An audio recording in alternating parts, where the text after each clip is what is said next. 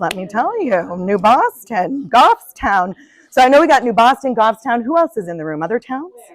Where? Oh, good. Yes, I just went through Where. And where? Francistown? Very nice. Oh, good. Milford, Mont Vernon. Oh, well, that's so nice. Mason, Manchester. Oh, all right. I don't think I represent any of these towns, but they all sound really lovely. No, and I know they are. All right, so let's get into it. I've got about a 30-minute presentation, and I'm going to share my perspective as I've been the only Democrat on the Executive Council over these 9 months. I was inaugurated in January. Just along the same inauguration as Governor Liot.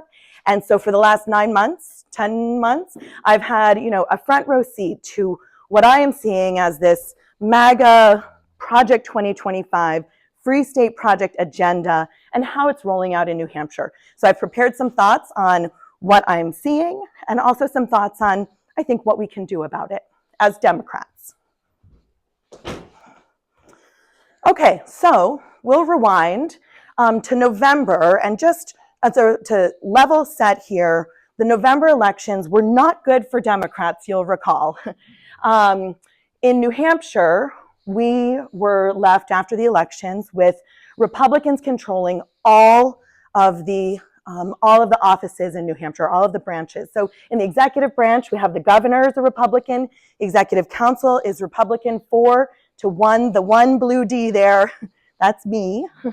And so that's how, and then in the legislative branch, the state Senate 16-8, that was some significant losses, so that now the Republicans have a super majority in the state Senate 16-8, and in the state house, we went from being pretty even, so just a handful of votes difference between the Republicans had the majority, but just a small majority. Now they have about 44 seats majority, and that completely changes the dynamic from having to negotiate to the Republicans really being able to advance their agenda with very little that the Democrats can actually do to slow it down or to mitigate some of the harm. And so that is the state of things. So remember back to last year during the campaign, Project 2025 became known. And then the president, Donald Trump tried to sort of get away from it. He didn't know anything about it. But then sure enough, this has been the agenda from day one. And you'll recall that they literally put it out there. It's about 1,000 pages or so, I think 891 or something. But it's the literal playbook.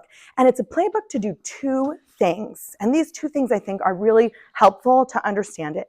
To do 2 things. One is to shrink the size of government, to shrink it, something we kind of know about in New Hampshire. That's part of our DNA and our kind of political history. But also to reshape government. And really, this is about a white Christian nationalist society. And so these are 2 things, shrink, reshape.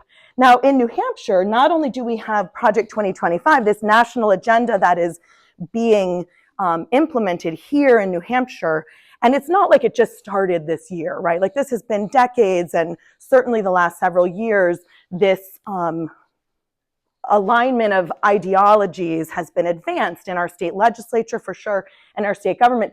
But this shrinking government, wait, am I missing? Hold on a second, this is the wrong slides. So in New Hampshire, we've got Project 2025, and then we also have the Free State Project. Oh, I have to put my glasses on so I can see you. All right.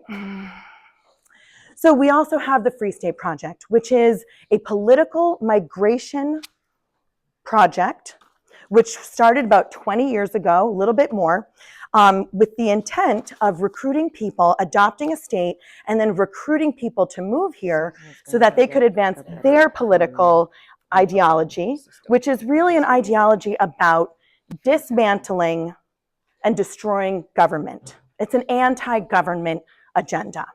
And so in New Hampshire, we've got Project 2025, and then we also have this Free State project. And the Free State Project, they've had, the reports are that about 7,000 folks have moved here over the last 20 years. Apparently there was a vote between Montana and New Hampshire, and they chose New Hampshire because New Hampshire is smaller in size, so easier, and we also have so many opportunities for people to be involved in government that if you want to have a political migration agenda, this would be a good state to do it in. There's just so many opportunities because in New Hampshire, we really love democracy. We have 400 people in our state house. We have the largest house at the state level in the country. New Hampshire is anti-tyrannical to our core. Remember that, because at the time that the founders were writing our Constitution, they were all very, very concerned with the concentration of power, the king, right? This is why we say no king. So in our constitutions at the federal level, we know there's the separation of powers. There's these different documents or doctrines that are put into our Constitution. So separating powers, having checks and balances. We do this by having different, the legislative, executive, and judicial. And in New Hampshire, we have all of that plus. So we have a really large state house on purpose. We have an executive council. We're the only state in the country to have an executive council. All states have a governor. We're the only state that has a governor and an executive council. So we've separated that power, the only bicameral executive in the country, because New Hampshire is so anti-tyrannical. So just keep in mind that these are, that New Hampshire government, when we talk more about the executive council, that's the role that it plays. We are anti-tyrannical. So and that's why we have so many opportunities for people to be involved. Now, back to this idea of shrinking government, right? Project 2025 is two things: shrinking, reshaping. This is not a new idea. Grover Norquist was founder of Americans for Tax Reform, ran for president. In fact, he was just back in the state, I think last week, doing an event in the Seacoast I saw with the Americans for Prosperity. So Grover Norquist, this was his quote. He said this on NPR: "I don't want to abolish government. I simply want to reduce it to the size where I can drag it in the bathroom and drown it in the bathtub." Talk about anti-government. In New Hampshire, we've had the pledge. So for about 50 years ago, popular Republican Governor Mel Thompson and Bill Loeb, the publisher of the Union Leader, the only statewide paper in New Hampshire, very influential. They sort of colluded to create this pledge that any candidate running for state office would have to take a pledge never to raise taxes. So no income tax, no sales tax. And Democrats, frankly, have not figured out an effective way to counter that pledge. Even when Democrats take the pledge, they still lose. So Democrats have really, the pledge has a stranglehold on New Hampshire politics for the last 50 years or so. So let's get into some of the specifics about Project 2025 and where I'm seeing it unfold. And let's keep in mind that the playbook was a federal, for the federal government, but it's all the same. The federal stuff is happening at the state level. And so let's talk about, so the first slide, and you have to forgive me because I boiled down, almost 1,000 pages to one slide. So it's a gross oversimplification. I realize that, but I think, it's okay. Shrinking the size of government, we've seen this in so many ways. Expanding school vouchers, this was the program that was started as a way to give lower income kids who might not be getting what they needed in public schools, about $5,000 so that they could go and find something that might work better for them. Started as a way to help, poorer kids that are not being served in the public schools. It now is universal, no income caps. And so this is now available, and the vast majority, around 80% of the families that are receiving these vouchers, these tax subsidies, were already sending their kids to private school. So this is not about targeting funds to the neediest, okay? This is about shrinking government. No new taxes, reducing taxes. Republicans are so clever at this. And so in New Hampshire, what we have seen, so at the federal level, we know that, Donald Trump is, and the Republicans along with him, they are cutting taxes for billionaires and big business. Well, guess what is happening at the state level in New Hampshire? Republicans are cutting taxes for big business and billionaires. So literally, Amazon, Apple, and Walmart are the ones that benefit from cutting our business taxes, and that's what Republicans have been doing. And so they get to claim that that they have been lowering taxes, they're cutting taxes.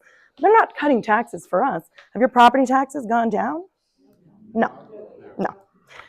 All right, shrinking government. This is another very clever one. You have to give it to them on the cleverness, okay? Because efficiency is how can anyone argue with efficiency? Of course, and we all know that government could stand to be more efficient, okay? So fair enough, but it's really, it's clever words, but it's not actually doing anything.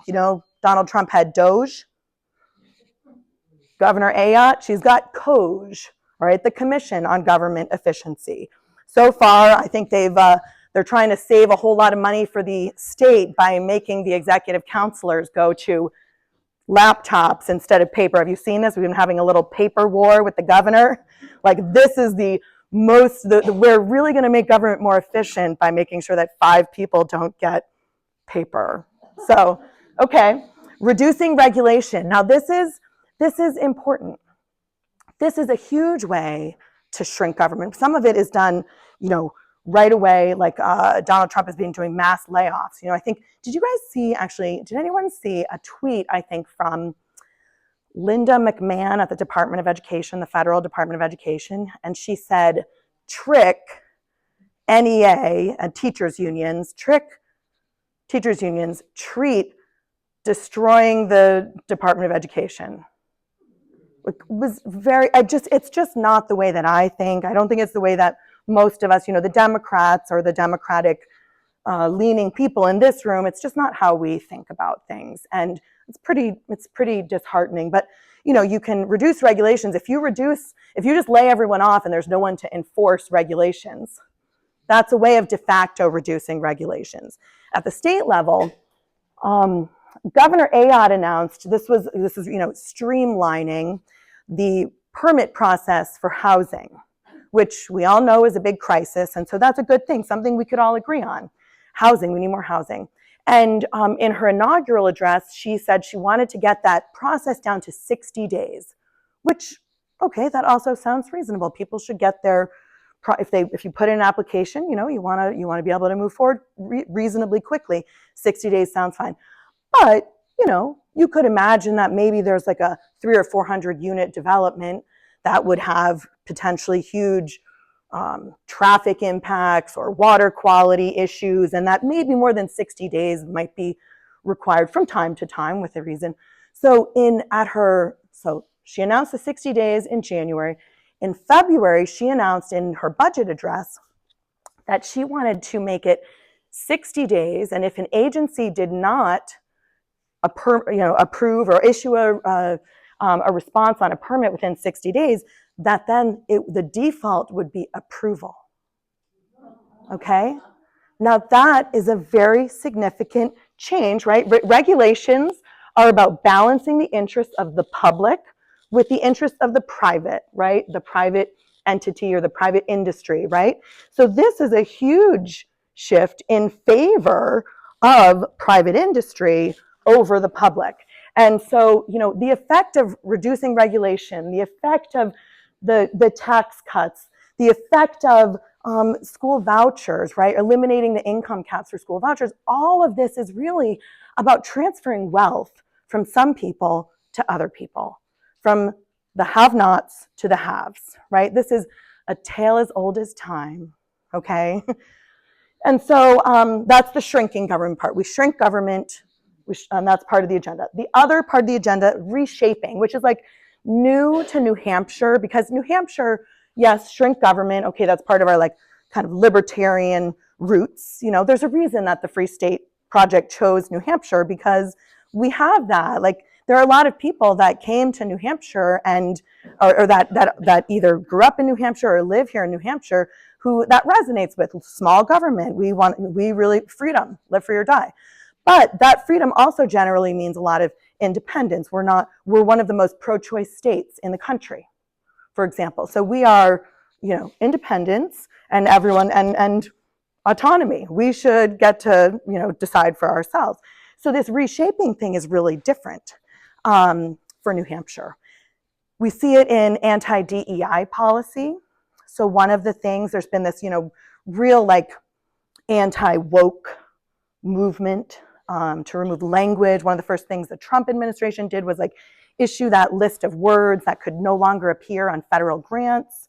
In our state government, back during when the budget was passed in June, the Republicans put into the budget language that forced school districts, or would have forced school districts, to remove any of that type of language as well, in order to receive their state dollars, the few state dollars that they actually get. And so that, so, you know, it's in our state budget as well. Now that is in the courts, being fought in the courts. There's an injunction. So that, for now anyway, is paused. Anti-immigrant policy.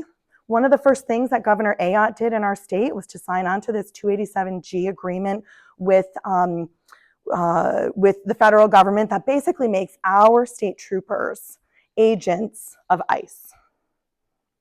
And so a lot of the sheriffs, or some of the sheriffs and local police departments, they have all signed on as well. You can see it. There's been this anti-sanctuary city movement, or you know, issues as well. So you know, Hanover and Lebanon, we had adopted resolutions. I was on the city council at the time. We adopted welcoming resolutions, inclusiveness resolutions, and so that the Republicans decided that's sanctuary city. You know, we just didn't feel, this was a big discussion in Lebanon, we did not feel that our local police, paid for with our local property tax dollars, should be used to enforce federal immigration law. They have enough work, thank you very much. And so I thought that was pretty reasonable, actually, and people in Lebanon did. But anyway, you know, this became something that the Republicans in Concord had to make into a huge, you know, legislation and the whole rigmarole. Anti-trans policy. This has been a very, very sad situation. When the House was closer, Democrats were able to draw a small handful of Republicans to vote with them and to defeat some of the worst anti-trans legislation. Unfortunately, with the numbers the way they were this year, they were not able to do so. And New Hampshire has now been placed as an unsafe place. It's become less safe for trans people in our state, sadly. So how am I seeing this agenda at the Executive Council table? Like I said, the Executive Council, we meet twice a month. We have a big rectangle table. You might have seen pictures of it, or if you visited the State House ever, you have gone through the governor and council chambers. And so the 6 of us, the governor sits at the head, and then we sit by number, you know, by district. Councilor 1 is Joe Kenny. He's the North Country and the eastern side of the state. And then I'm District 2, which is the western half of the state. I live in Lebanon. I go up to Littleton and down to Keene. So I'm the whole Connecticut River there, and then across to Concord, across to Plymouth. So all of western New Hampshire. Joe Kenny and I have the most rural districts. And then District 3 right here, I'm Janet Stevens. She represents the Seacoast. District 4 is John Stephen. He represents the Manchester area, and maybe many of you, and then also, or some of you. And then number 5 is David Wheeler. He represents Nashua and that area. Are we in District 5? Is New Boston in District 5? Dave Wheeler's district. So you're in District 5. So what I'm seeing, and I mentioned to you, the Executive Council is unique to New Hampshire. We're the only bicameral institution. So in other states where the governor can just make decisions, in New Hampshire, we have to meet twice a month to actually vote on a number of things. I use the word CAR. We vote on contracts. All state spending goes through the Executive Council. Over $10,000, but really, there's not much the state does that's less than $10,000. So all state spending is voted on by the Executive Council. A is for appointments. We vote on all gubernatorial appointments. So to hundreds of people, to state boards and committees, the commissioners of our state agencies, as well as all judges. We also are responsible for roads. Ours for roads, we're responsible for the state's infrastructure. That's roads, bridges, dams, a whole host of prisons. We're responsible for the prisons. You know, all that infrastructure we're responsible for. So the Executive Council, what I see is that the Executive Council creates another avenue in our state. We are unique in so many ways, and one is that we have this additional avenue for these agendas, this Project 2025 and the Free State Project agenda, to be advanced. So we see this in the legislatures in New Hampshire and everywhere else.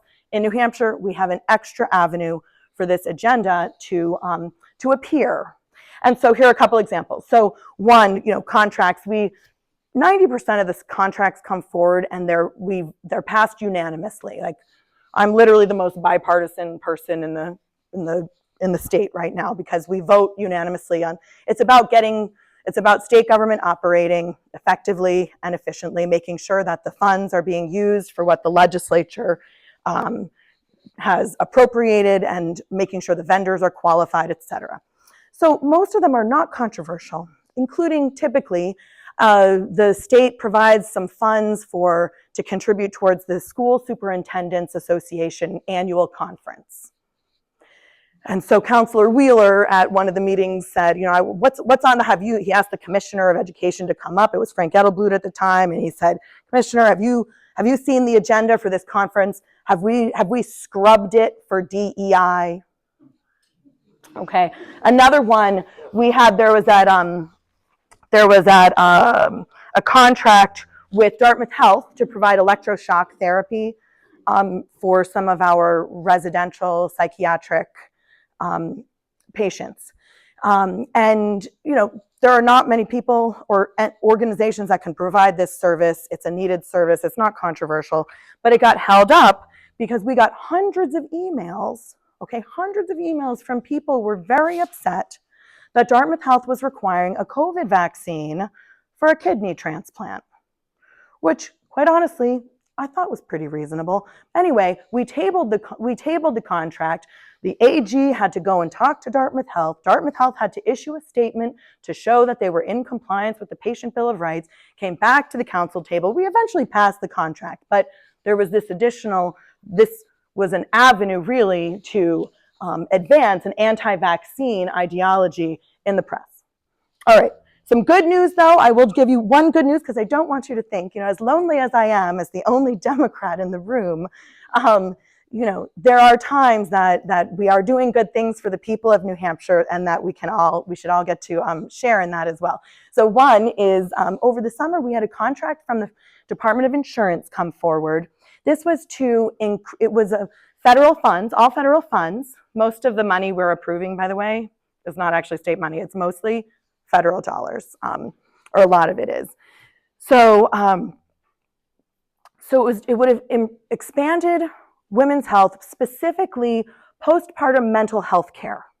Okay, so important, not controversial, but it was voted down 3-2 at the Executive Council table. Now, you might think that when we differ on the 10% or so of time that we differ, it would be 4-1. For Republicans against Democrat. But in fact, it's actually oftentimes 3-2, boys against girls. I'm the only, right? Another tale as old as time. So I'm the only Democrat, but there is another woman on the Executive Council. She and I tend to vote. We often vote together, especially on sort of social service, kinds of issues. So, that was really pretty devastating. This is not even state money. We're using federal dollars to look at expanding coverage for an important issue. And some groups did some great work over the summer, and we got hundreds of emails about this. Some groups like the New Hampshire Women's Foundation, as well as a group called Moms Rising, which focuses especially on maternal and infant or child health care. And we ended up, that contract came back, some tweaks from the insurance commissioner, and we ended up passing it unanimously. So that was a really good story. I was really happy about that. And, sometimes we do it. On appointments, appointments are a big way to get this agenda in place to memorialize it. One was, while the governor did decide to change the education commissioner, and that was a good thing, she did renominate to the board the person right now who was there prior. Drew Klein is the executive director of the Josiah Bartlett Public Policy Center, which is a conservative policy organization. We don't have an equivalent on the Democratic side. That's actually kind of a problem for Democrats. But Drew Klein has been heavily involved in advancing, especially school vouchers. He was kind of the architect of the New Hampshire school voucher campaign, and she reappointed him. And so that's, we can see that ideology in play. The most recent Supreme Court nomination, you might have heard the Conval decision came down over the summer, reaffirming essentially that for the last 30 years since the Claremont decisions, the state of New Hampshire has not been fulfilling its obligation to provide an adequate education to all New Hampshire children, according to our state constitution. Well, Conval came out over the summer. The governor made a statement. She said, they got it wrong. And then wouldn't you know that when it came time for her to nominate someone to the Supreme Court, because we have mandatory retirement at age 70, she nominated her campaign, the person who had been her campaign attorney, who had been an attorney for the Republican Party in New Hampshire, who had been the vice chair of the New Hampshire Republican Party, who is the lead attorney for Casella, which is the solid waste organization that is suing the state of New Hampshire because they want to build a dump right next to Forest Lake up in Dalton. Anyway, oh, and by the way, he turned 70 in 2 years, and she nominated him to be the next justice on the Supreme Court.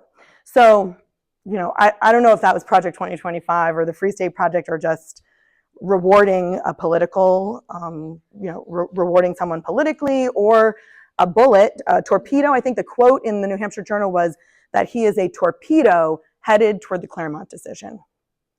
And talk about dismantling government in New Hampshire. The state already provides the lowest amount of support for education in all 50 states. And if the Claremont decisions is the only, right now, the idea that education is a constitutional right in New Hampshire that is fundamental to our state. Lastly, roads. But there was a good story. Wait. A good story. So one of the things that we are responsible for as the Executive Council is we get to vote on the promotions for members of the National Guard. They're state employees, so we're at the top. We get to vote on their promotions. It's very cool. Now, these are people who have gone through all of the steps. They have been very well vetted all along the way. We're just there to rubber stamp it, to make it official. Not controversial ever. Well, at a meeting earlier this year, Councilor Wheeler made a motion to table one in particular. And I knew, based on non-public information at the time that has now become public, so I can talk about it, that person was trans. So I tried to stop it. I tried to make a motion to and anyway, Councilor Kenny sits right there. He kind of elbowed me and he said, motion to table is not debatable. So I had to wait until the next meeting, because there's very distinct protocol for these meetings. You can only talk about things if there's an agenda item. The governor is like the mayor. she has to take motions and seconds and have the discussion and stuff. But so if there's not something on the agenda or even a motion on the table, you can't talk about it. So I had to wait till the next meeting. So I was ready. I wanted to have some discussion about this. Before I could even say anything, Councilor Wheeler made another motion to table all of the National Guard promotions so that I wouldn't even be able to talk. Silencing me is kind of a theme. Silencing all of us, honestly, is kind of the theme. So I like to say, nevertheless, I persisted. Later in the meeting, thank you. So later in the meeting, the Attorney General was on the agenda for something else. So I used my, he was there so I could ask him a question, not have discussion necessarily because, but I was able to ask my question. Attorney General, will you please provide the Executive Council with a legal opinion about whether it violates state or federal law to deny someone a promotion based on their gender identity?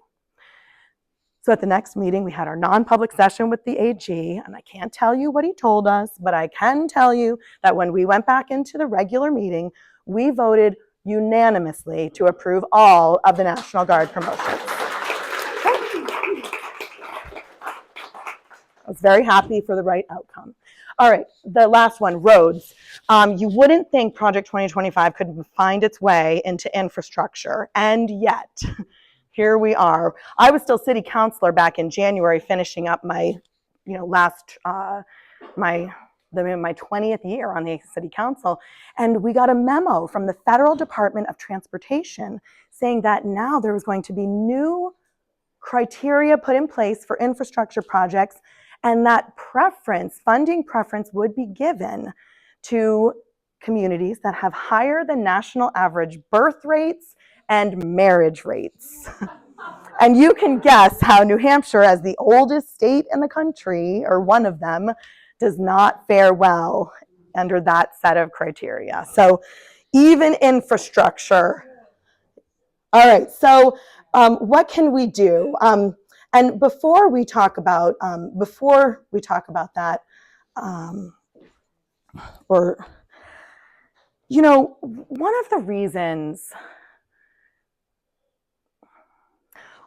one of the reasons I really struggle with this anti-government ideology is because it's just not what I believe about government. I don't want to drown government in the bathtub. My mother died when I was 6 years old. She died of cervical cancer. And my father was left with 3 kids under the age of 7. And we were able to get by. He was a small business owner. He was a roofer. He was just starting his roofing business. The only way that we were able to get by as a family and that he was able to keep his business afloat was thanks to Social Security. Later on, as a young single college student, my daughter was born 10 weeks early. And I was able to go back to school and finish my studies thanks to the help of Medicaid that covered her 5-week stay in the neonatal intensive care unit. I believe in the power of government to improve people's lives. It's why I've dedicated my adult career to public service. It's why I wake up every day and I feel lucky to do this job of serving the people of New Hampshire. But the thing is, I know that most people care. I know that most people are good neighbors and are willing to help other people when they need it. I know that. And I just believe that that's what government is. Government is neighbors helping neighbors in ways that we just can't do when it's just one of us or even just 5 of us. Sometimes we need government to help us do things that we can't do individually, helping our neighbors. And so, but I actually know that, I know that Republicans, a lot of people care. So I think sometimes, while I see this agenda of Project 2025 and the Free State Project agenda, there's a difference between elected Republicans in Concord, right? There's like something that happens to them, or I don't know, but there's a difference between elected Republicans in Concord and regular people in all of our communities. I know it because when I was on the city council, it was not partisan, and we talked to all different kinds of people. And so I think we have to keep that in mind, okay? There's a difference between elected Republicans and these policies that we've been talking about, which we're fighting against, and regular people. We're all connected. So, but we have to win. And so some final thoughts on what we can do about this. I think that this is about accountability. The next year, until the November 2026 election, is about holding them accountable. Republicans have been in charge of New Hampshire for almost the entirety of our 250 years of existence, which we will celebrate next year, 250 years. But they have been in charge almost that entire time. And somehow Democrats are the reason our property taxes are so high? I don't think so. The math isn't mathing. So here's the thing, Republicans are very clever, as we know, and in DC, so some of those terrible things in the OBA, the one big, beautiful bill that are gonna affect Medicaid and food security and all different kinds of things, Medicare, some of those things are not gonna go into place until after the election next year, okay? So we can say that they're terrible, but people aren't gonna be feeling it. The state budget is a different thing. People are going to be feeling the impacts of the state budget more quickly. The insurance, the premiums, this is the copay basically that people on Medicaid are gonna be forced to pay, go into effect in January, okay? That means people who are some of the poorest people, like this is literally what's happening. Some of the poorest people in New Hampshire are going to be forced to pay about $1,000 more for healthcare, while people who were already sending their kids to private schools are getting tax subsidies. Okay? Poor people are paying more. Amazon, Apple, and Walmart are paying less. It makes no sense. And it is wrong. Keep in mind that cuts at the state level mean higher property taxes at the local level. Everyone's about to get a bill. Maybe you already got it. Property taxes are going to go up. Look at who's in charge. And do not fall for this.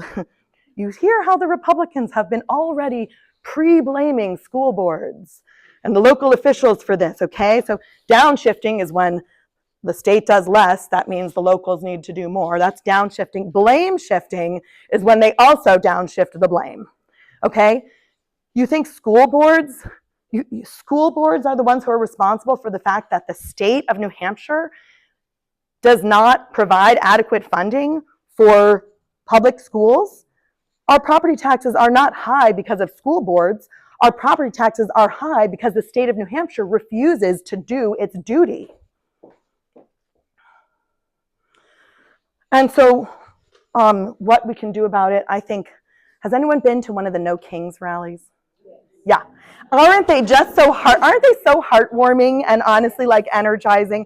I love it. It's very lonely in Concord for me, okay? I'm often the only Democrat in the room, not just at the table, but like in the whole room.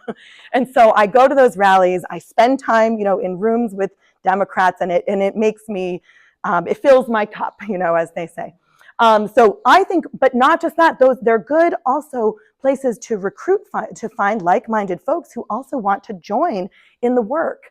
And so I think our job is to go and make friends at these rallies and to invite them to help with even more things. I think accountability has got to be our frame for the next year, because when property taxes go up, we need to remind them who's in charge. And we need to be communicating on all platforms everywhere. I hear from a lot of people who say, where are the young people? We need the young people. Well, I think we need to go to them. They're not going to come to a library, although I do see young people and I think that's exciting. But typically they're not going to come to a library at 10 o'clock on a Saturday morning. They're just at a different phase in life. We need to go to them. They're on social media. We need to learn how to do it. I'm 47. I'm very at the end of Gen X, and my kids are Gen Z, and I have siblings. I have 5 younger siblings, and they're millennials, and my parents and boomers. I feel like I have this in this place where I get to talk to all the different generations, and I'm just so thankful for the generations the before me that are still here, that have been doing this work for so long, and that are so diligent and dedicated. So I'm thankful. Oh, and you know, we need to have our own Project 2026 and Project 2030. Ultimately, we can only do so much when we are in the minority. We have got to win back majorities in the House in particular, but up and down the ballot, we need to find people to run at every level of for every office at every level of government in New Hampshire. So we need to be recruiting people to run, and we need to get ready for a really strong performance in 2026. And the work of local committees is huge. The statistics show that when there is an organized local committee, Democratic committee, that translates into more votes for the candidate. So even if you don't win, you are still, as I think they call it, like failing forward, right? So just being organized and doing the work is incredibly important. So thank you for what you guys do. And we need to get ready for 2030. This is about the maps for the next 10 years. Do you remember back to that first slide I showed of our current conditions? The reason I am the only Democrat on the Executive Council when our state is a 50-50 purple state is because of gerrymandering. And in 2030, the party in control, the way it works in New Hampshire is that the party in power gets to draw the maps. And it is perfectly legal to draw them for partisan advantage. We need to make sure that we have majorities in place at that time so that we can have fair maps that reflect, we can have an independent redistricting commission that will create fair maps that are not influenced by partisan outcomes. The reason I love spending time with Democrats is because I know we share the same vision. We want housing and healthcare for everyone. We want great public schools, and in New Hampshire, we want lower property taxes. We want to take care of each other. We want neighbors to help each other, and that's why I do what I do. So there we go. I spoke to the St. Anselm Democrats the other day, so I had a slide for them for the college Dems. But here's my information. You can find me on social media. I'm on Instagram and Facebook pretty regularly. You can find me on Twitter, although I will confess I have not really been on Twitter very much lately, but we'll probably have to get back on there too. Those are just sort of the game. And then I have a newsletter that I send out about once a month, maybe twice a month at most. And so if you want to get a little more inside look into what I'm working on in the Executive Council, I'm happy to share there. So thank you so much for having me. And I really appreciate, I know that I represent 81 cities and towns in my district, but I also know as the only Democrat in the room that I also am a voice for a lot of people who otherwise wouldn't have a voice. And so I take both of those jobs very seriously. Thank you very much for having me.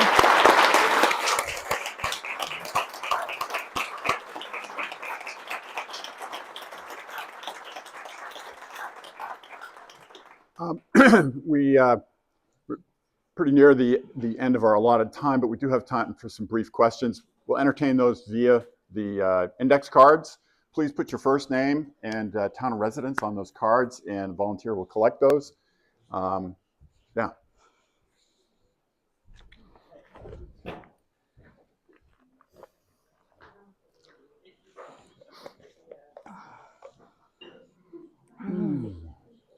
And we will not be offended if anyone has to take their leave. So feel free to leave. I know it's Saturday and chores are calling, or maybe fun things are calling, but. What you got? Let's see what you got while you're.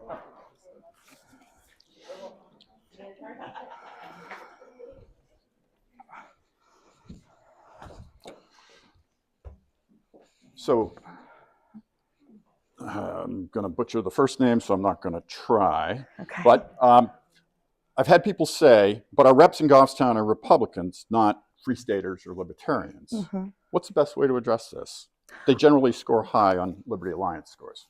Yeah, that's a great question. Thank you. And it's a point I forgot to make. Remember how I showed that slide early on of there are 222 Republican state reps and 178 Democratic state reps, okay? Of those 222 Republicans in the House, about 150 of them are either Free Staters or have very, very aligned voting records with the Free State Project agenda. So it doesn't really, I think it's like sort of, what do they say, like a distinction without a difference in a way, to say they're not Free Staters, maybe they didn't move here from somewhere else, but, they're on board. And so I think that this also I think goes back to so look at everyone's voting records, okay? Look, that's public, it's all public. There's some great organizations that do work on this. Do you guys know Kent Street Coalition? They're really good. There's so many really good groups, but you can find the voting records for people. And that will tell you, I think, what you need to know about whether your elected Republicans are representing you or representing kind of regular people in New Boston or Goffstown. And I think sometimes people are really surprised, actually. Oh, and so I think that's part of the accountability piece that I was talking about. Thank you. Representative Amon would like to know if you're planning to run for governor. I am not. No, no, I'm very excited to run for re-election. You may have heard there's been legislation filed against me for impeachment. So we'll see what happens with that. It's, over the summer, I was contacted by a constituent in Hanover who's been concerned about voting some of the voter suppression bills that have been passed with these Republican majorities. He asked if I would have a phone call with an attorney who works in this area of voting rights, which I did, and then I introduced her to some folks. This was a bill, SB 287, that affects absentee voting and will make it harder, add some more barriers for people who vote absentee. So I thought that it might affect people with mobility impairment who might typically vote absentee. And so I introduced this attorney to 5 people in our state who work with different groups of people in that group of, with those groups of people. And I did it with my official email. And so now there's legislation to file to impeach me. So we'll see. The Republicans do have the numbers. So if they decide to impeach me, they certainly can do that. That I hope that does not happen, and I hope very much to be able to run for re-election to the Executive Council and continue doing this work that I have to. If you can't tell, I love it. Vouchers are a popular topic. I have a couple questions here from Jay and from Judy. First is that the Constitution does not support vouchers. Why do they even exist? And then within that, why are students on school vouchers able to still access special services in their towns and play on school athletic teams? Isn't that double dipping? Yeah, those are some great questions. Yeah, school vouchers are, so the first one, it is interesting because our Constitution does talk about no public dollars being used for religious schools. So it would seem that giving school vouchers to religious schools would be a blatant violation of the Constitution. And yet, because I think the theory is that because the public tax dollars are going to this nonprofit organization called the Children's Scholarship Fund, and then the Children's Scholarship Fund is then giving the vouchers out, that's like, I was going to make a really disrespectful, anyway, it's a transformation. Something magical happens when it goes to the nonprofit. I think that then makes it not a constitutional violation. Honestly, there are court cases about this. You can read more about it, but that's my trite answer, I guess, on that. And the other one, the other question was about vouchers, and remind me. Oh, double dipping. Double dipping. Yeah, that is an interesting question. So there's actually like 4 ways I think that that kids in New Hampshire can be educated. There's like 4 buckets. One is traditional public schools, which is the vast majority, like 160,000 or 180,000. There's another bucket that's like private schools, which we don't know exactly how many that is, but maybe it's like 15,000 or something like that. And then there's another bucket. There's a bucket that's a homeschooling bucket, I think. And there's a bucket that is the vouchers now. So I think those are the 4. And I'm not an expert on education. I know a lot about it, but you can verify these things and look at great organizations like the New Hampshire School Fair Funding Project, great resource. Also, New Hampshire Fiscal Policy Institute, great resource. They literally just do fact data about everything to do with state government, huge resource. But anyway, of these 4 buckets, I think that if you're a homeschooler, you actually can still get access to your town, to your school district things like maybe special services or maybe playing on a team and things like that. I think if you're a voucher kid, I don't think you can. I think that's how it works, but verify that. But I'm pretty sure that when you hear about someone who doesn't go to school but is accessing services, a lot of the times it's someone who is actually homeschooling. I homeschooled for high school. It was a really great fit for me. I had siblings. My parents, we chose to homeschool for a period of time, and then my younger siblings it didn't work for all of them, and so we had a lot of different kinds of education in my family growing up. But I certainly know that public schools are great. My 2 kids graduated from public schools, but I also know that there are other forms of schooling that work well for people, and I am very much pro school choice. I just don't think that I don't think that my taxes should go up to help someone send their kid to private school, like to elite prep schools. That's my only issue with school choice, with vouchers. Thank you. In your perspective, is the Free State Project waxing or waning in New Hampshire? Oh, waxing completely. I mean, look at their trajectory. They went from having a handful of people, in the early 2000s to now they have 150 of the 222 seats in the State House. Come on, there is no traditional Republican Party left. They have a complete lock on the Republican Party in New Hampshire. So, I think there are a lot of Republicans, when they learn about the Free State Project and especially hear about ideas from people coming from away and putting them here in New Hampshire, like that, this is our accountability mission. People need to understand that this is not, Republican in New Hampshire doesn't mean the same thing that it did certainly 30 or 40 years ago. But I think even in the more recent times, I think this movement is certainly waxing, not waning. Thank you.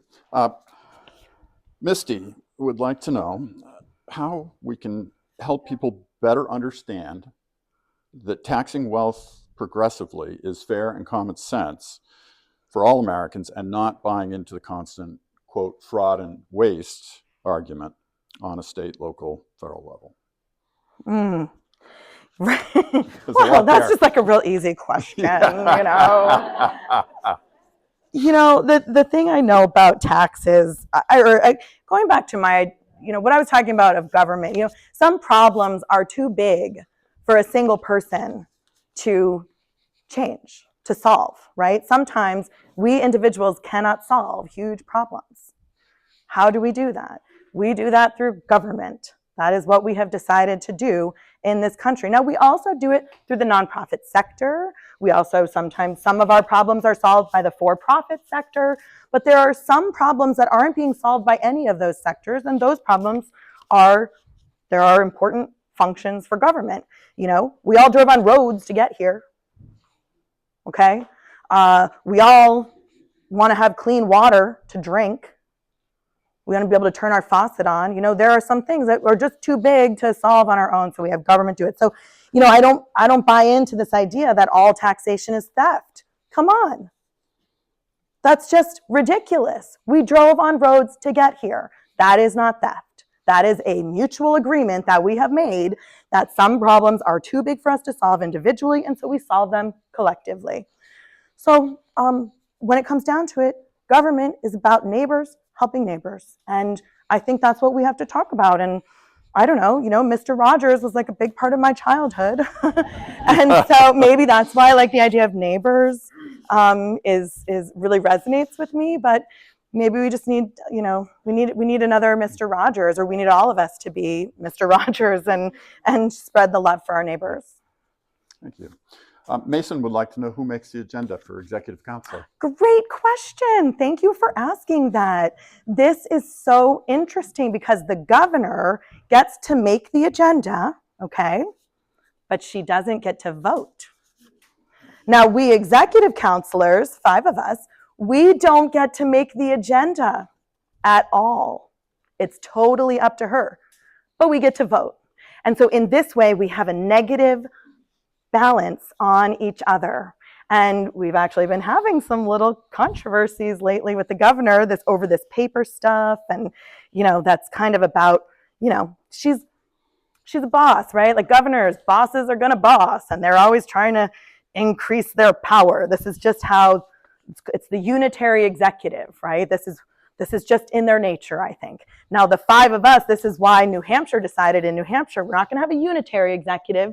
We're going to have a bicameral executive, okay? And so there's the 5 of us, and we're each, all 5 of us, I think we have a pretty high opinion of ourselves, Some of them have run for governor in the past, and I think we all feel like we could probably do that job pretty well. And so it's built in that we're all going to be kind of trying to check each other. That's the check and balance. And so, that's one way. The agenda is a big way that we have a check on each other, or the governor. It's actually the agenda, setting the agenda is one of the big powers that the governor has that we don't. That's awesome. Judy asks, and perhaps don't know if we have this data, but are the Free Staters wealthier than most New Hampshire residents? I do not know that. I do not know, and I'm not sure how we would. I suppose if someone had a list of Free Staters, property records are public, so maybe you could look at property records, but I just do not know. Bob asks, who's going to open the discussion on other tax sources? Not to put you on the spot. You guys are jerks. No.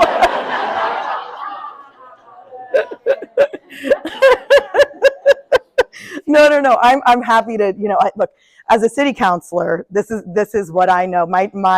The truth is that I know firsthand is that when the state cuts the budget, when the state does not live up to its obligations, local property taxes go up. So that, that is probably the highest truth that I know about taxes in New Hampshire is that property taxes are out of control. And the fact that the state does not live up to its obligation to fund an adequate education for all New Hampshire children is completely at the root of our high property taxes.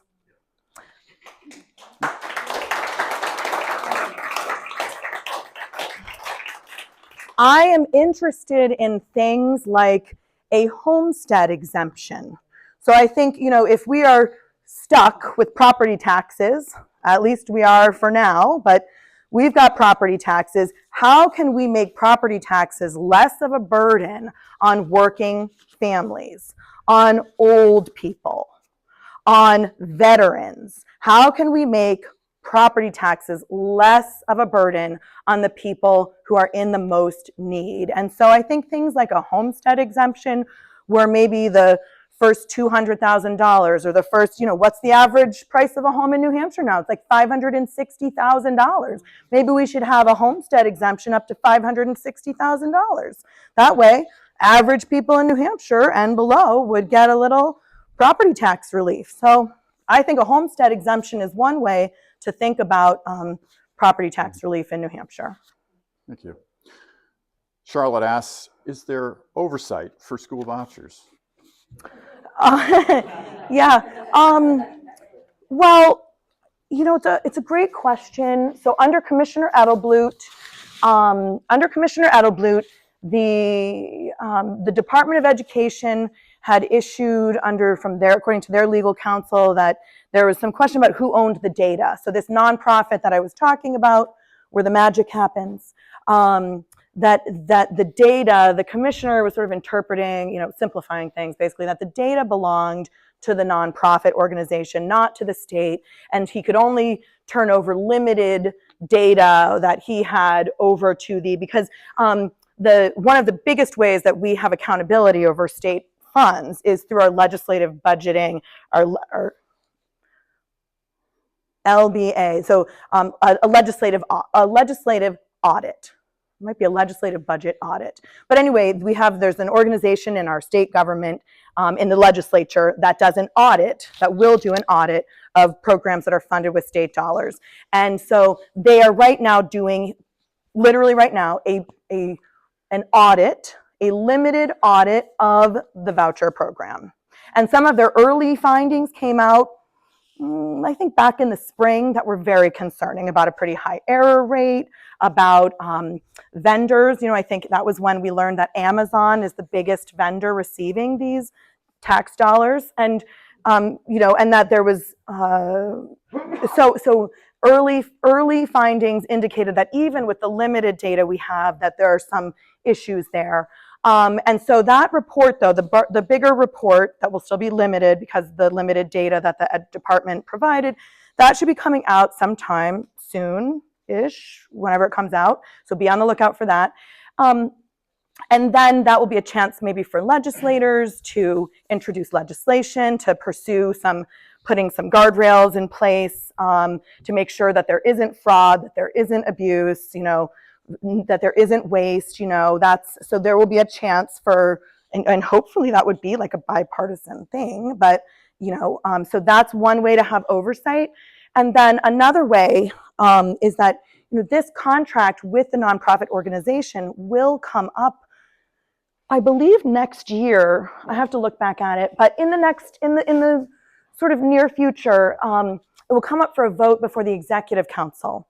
And that contract language we can enhance, maybe, there will be opportunities maybe, to enhance some of the accountability measures in the contract, so as the contract's being developed, and then, in voting on it. So that's something I've got my eye on. It's not immediate, but it will be, I'm keeping my eye out for the legislative budget audit on the program, seeing what they come up with, and then also keeping my eye on that contract, which will be coming up in the next couple of years. And I think, why don't we make this the last question, because I know we're quite over. Fair enough. Let's see. I'll pick the juiciest one, and I will leave you with the other questions. Or do people want to stay? I don't mind. I'm supposed to go to Keene. There's a rally in Keene for SNAP, and I do want to be there. Let's do one more question, and then any other questions that we have on cards from the audience, as well as the ones in my hand, I will give you on the way out, and you can figure out how best appropriately to answer those. Okay. Whether it's through New Boston. Okay, Democrats, maybe I could send you some notes. Anything like that. Okay. Whatever you think. Okay. All right. Let's see. We got that. Okay. So Renee asks, it seems Free Staters misrepresent themselves, I assume. Okay. How can we determine the truth from candidates?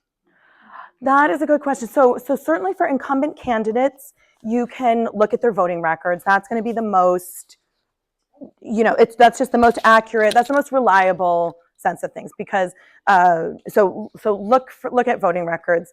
For candidates, it's a good question. I think people present themselves in a certain way, and they may or may not. Some will openly align with Free State ideology, or even, and Free State. So, I guess you're going to have to use your, some deductive reasoning, see what they say, try and come up with questions. I think it's a good idea. Come up with questions based on, things that Free Staters are voting on. You can, I think, use that kind of research to then develop some questions that might say, how would you vote on something like this? Or how would you have voted on something like that? Is it fair to say that it's not so much about identity politics, but about the ideas that people represent and the policies that they intend to implement? Yeah, I think ultimately it's actually about the votes they intend to cast. Yeah. We can say all we want, but there have been people that I really disagree with on things that vote the right way. And that's great. I don't believe in burning bridges, because you never know when you're going to have a chance to work together with someone. And if we can keep in mind that, even Free Staters, like they came to New Hampshire because something about New Hampshire really resonates with them, and something about New Hampshire really resonates with us. And so we have stuff in common, right? Like they chose to come here, or and so I think that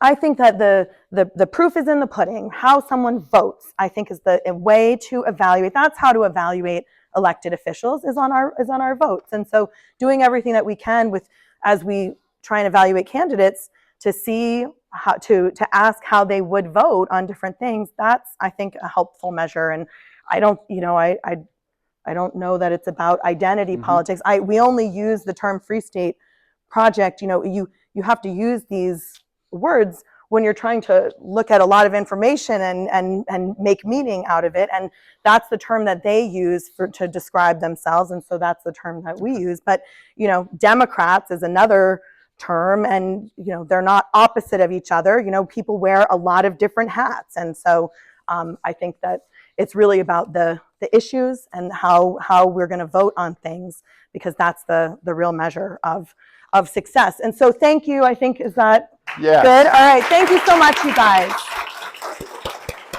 Yeah. Thank you, Karen. Thank you all for spending an hour and a half with us on Saturday morning. Community is important. It's important to all of us who live here, and the way to keep our community is to have dialogue and to seek understanding. So thank you for coming. If